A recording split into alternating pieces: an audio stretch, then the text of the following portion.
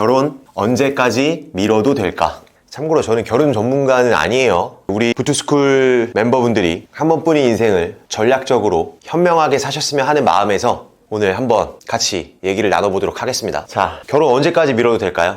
처음으로 돌아가 보자는 거예요. 결혼을 언제 해야 되죠? 지금 결혼 평균 연령 2022년 기준 남자는 33.72세, 여자는 31.26세 때 결혼을 한다. 만이라고 쳐도 여기서 플러스 1살 정도입니다. 그럼 남자 같은 경우 이제 34점, 여자 같은 경우는 이제 32점 이런 식으로 될 텐데 우리가 그 생각을 해보자는 거예요. 왜 이때 결혼할까요?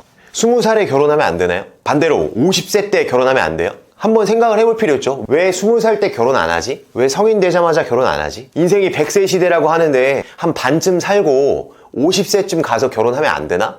한번 곰곰이 생각을 해볼 필요가 있고, 근데 대다수의 사람들이 그 나이 때에 그 행위를 하는 건 가장 합리적인 선택이라는 판단들을 하는 거죠. 남자의 경우 이 나이가 지나가고 있어, 여자의 경우 이 나이가 지나가고 있어. 그러면 나는 이 세상을 살아가는 대부분의 사람들보다 늦어진 선택을 하고 있는 겁니다. 그걸 일단 본인이 인지하고 있는 게 중요하고, 정신승리하면 안 되고, 그 상태에서 이걸 과연 언제까지 미뤄도 될까 생각을 해보자는 거예요. 자, 보세요.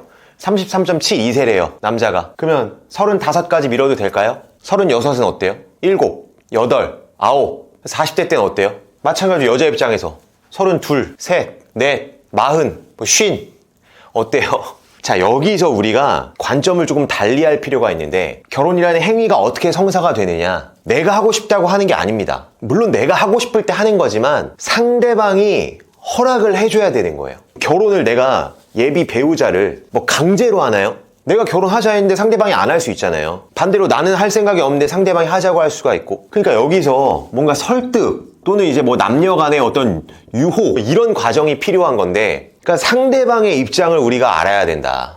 또 하나의 관점을 더 추가해 봅시다. 결혼을 왜 하죠? 기본적으로 결혼의 밑바탕에는 출산을 하겠다, 가정을 일구겠다가 있는 거예요. 이 목적이 깔려있기 때문에 결혼을 하는 거지, 그냥 사랑한다고만 해서 결혼을 하지 않는단 말이에요. 그럼 연애하고 그냥 살지. 그러면 우리가 여기서 하나 더 알고 있어야 되는 개념이 뭐냐, 출산을 언제까지 할 수 있느냐. 그럼 출산을 누가 하죠? 출산을 여자가 합니다. 남자가 하고 싶다고 할 수 있는 게 아니잖아요. 그럼 여자가 출산을 언제까지 할 수 있지? 라는 개념이 또 중요하다. 왜냐면 이 출산을 내가 평생 할 수 있는 게 아니잖아요. 결혼이 어떻다고요? 상대방의 마음을 알아야 된다.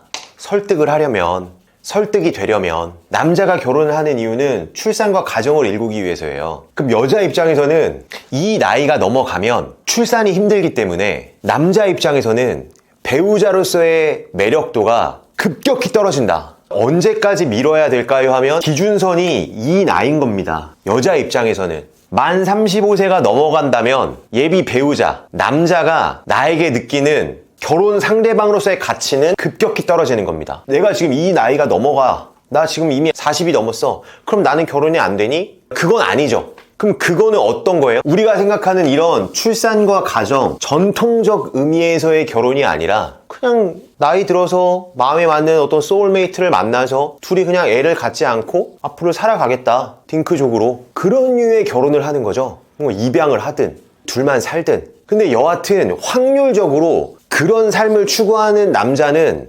적잖아요. 남자 입장에서 생각을 해야 된다는 거예요. 그럼 여자 입장에서 그걸 알아야지. 나는 어떻게든 애를 낳고 출산을 하고 그런 전통적인 형태의 결혼을 할 거냐, 스스로에게 질문을 던져야죠. 나는 그걸 할 거야. 그럼 서둘러야 되는 거고, 나는 애 낳고 이런 거 안 할 거고 그냥 이렇게 살다가 나중에 정말 마음에 맞는 남자가 있다면 그때 결혼할래. 그것도 오케이. 그런 생각을 갖고 있는 남자를 만나야겠죠. 그럼 확률적으로 굉장히 힘들어지는 구간으로 들어갈 거다. 그러니까 지금 말하는 건 전통적 의미에서의 결혼이에요. 내가 이 안에서 할 거냐, 아니면 이걸 넘어가서 이쪽에서 할 거냐. 그럼 그 기준은 베이비다. 자, 그럼 반대로 남자 입장에서, 남자의 경우 여기서 상대적으로 유리한 게 나옵니다. 만 35세였는데 여자의 경우, 남자의 경우는 뭐 40대 넘어가도 50대 넘어가도 출산이 가능하단 말이에요. 그러니까 냉정에 의해서 50이 넘어도 애는 날 수가 있어요. 사례들 보면 그렇잖아요. 그럼 똑같은 거예요. 내가 출산과 가정을 일구는 전통적 의미에서의 결혼을 할 거냐, 그럼 마찬가지로 여성의 가입 연령을 봐야죠. 그럼 이 생각을 해야 되는 거예요. 내가 가입 가능 여성이 설득이 될까? 유혹이 될까? 남자 결혼 평균 연령은 33.7이라 그랬습니다. 내가 40이 됐어. 여자가 설득이 될까? 내가 50이 됐어. 가입 가능 연령의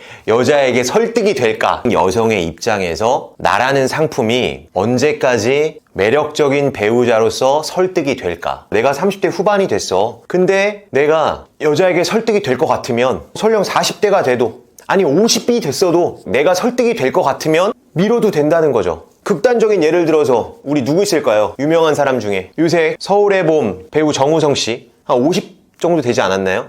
그럼 내가 배우 정우성이야. 그럼 50이 돼도 가능하겠죠. 뭐가? 설득이, 유혹이. 근데 내가 그게 안 돼. 그럼 정신 차려야 되죠. 답이 나온 겁니다. 결혼을 언제까지 미뤄도 될까? 여자 입장에서 이 결혼이 전통적 의미에서의 결혼, 출산을 해서 가정을 일구겠다. 그런 의미에서의 결혼이라면 여자의 경우는 어떻게든 가입 연령 이내에 승부를 봐야 된다. 남자라면 조금은 더 유리한 면이 있지만 어떻게 보면 훨씬 더 유리한 면이 있죠. 그거를 정말 국제 결혼까지 범위를 넓힌다면 사실 훨씬 더 유리한 면이 있기는 합니다. 그럼 그 상태에서 내가 설득이 되겠느냐? 이걸 인지해야 된다. 그 상태에서 이거는 미루는 거고 결혼을 언제 해야 할까의 관점에서 이거를 투자라고 보면 하나의 계약이라고 보면 언제 해야 돼요, 결혼은? 나의 가치가 가장 높을 때 해야 됩니다. 투자로 치면 내가 제일 비쌀 때 팔아야 된다는 거예요. 지금 사랑을 배제하고 말씀을 드리는 겁니다.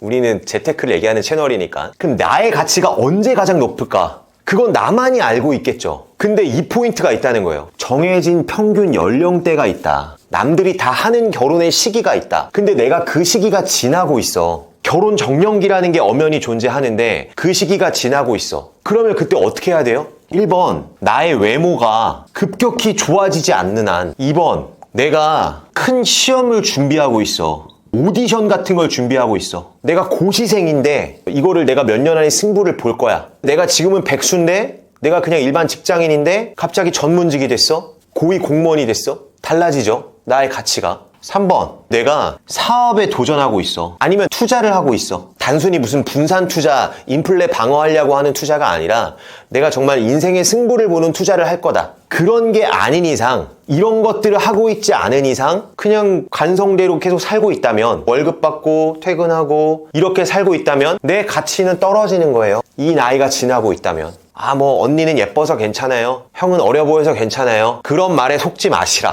그럼 다시 처음으로 돌아와서 나는 전통적 의미에서의 그런 결혼은 안 할 거야. 그러니까 쉽게 표현해서 나 애 낳고 그런 결혼 안 할 거야. 그런 거라고 하면 사실 이거 다 무시해도 됩니다. 그건 정답은 없다고 생각합니다.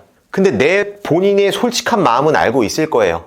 내가 진짜 원하는 게 뭔지. 그럼 그거에 맞춰서 살면 되는 거고 앞으로 굉장히 다양한 삶의 형태가 나타날 거고요. 지금 출산율이 박살이 나고 있는데 0.7, 0.6 뭐 이렇게 가죠. 정부에서도 많은 대책을 금융적으로, 제도적으로 만들고 있지만 쉽게 회복되진 않을 겁니다. 그래서 되게 다양한 삶의 형태가 나타날 거다. 그 과도기적인 단계라고 봅니다. 그래서 아마 우리나라 기준으로 국민의 절반은 결혼해서 애 낳고 이런 삶을 살 거고요. 절반 정도는 그냥 애 안 낳고 40대, 50대로 접어들면서 그냥 그렇게 또 싱글들끼리 어울리는 그 장이 또 만들어질 거예요. 그럼 그걸 우리가 이제 인지하고 있으면 되고 삶의 형태의 정답은 없으니까요. 그래서 제가 말씀드리고 싶은 거는 저는 우리 부투스쿨 멤버분들이 한 번뿐인 인생이잖아요. 한 번뿐인 인생. 인생을 조금은 현명하게 또 전략적으로 좀 사셨으면 좋겠습니다. 어떠한 삶을 택하던 나 자신을 잘 돌보면서 그리고 동시에 또 돈에 대한 거, 투자에 대한 거 이거에 굉장히 능통해져야 됩니다. 그것만은 불변이다.